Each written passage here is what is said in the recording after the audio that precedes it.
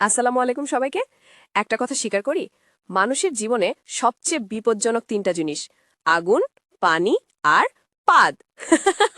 হ্যাঁ, ভুল শোনেননি, পাদ। আজকে আপনাদের বলবো সেই পাদ বোম্বে আমি কিভাবে 2 দিন হাসপাতালে শুয়েছিলাম। পাদ কিন্তু খুবই সিরিয়াস ব্যাপার। যতই সুন্দর, যতই কিউট, যতই দামি পারফিউম লাগান, একটা পাদ পুরো ক্যারিয়ার শেষ করে দিতে পারে। একদিন টিকটকে পরিচয় হওয়া সুন্দরী নুসরাতের সাথে দেখা করতে গেলাম। চশমা, পারফিউম, চুলে জেল, মনে হলো আজকে আমি পুরো হিরো। মেয়েটার সামনে গিয়েই রূপ দেখে মাথা ঘুরে গেল। এত সুন্দর! এরপর ফুল দিলাম, রোমান্টিক কথা বললাম।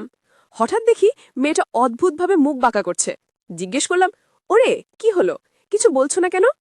সে কিছুই বলল না, শুধু একটা পাদ দিল। আর আমি আমি সেই পাদের গন্ধে একদম শাটডাউন, সরাসরি অজ্ঞান। 2 দিন পর হাসপাতালে হুঁশ ফিরে পেলাম। চোখ খুলে দেখি পাশে এক সুন্দরী নার্স।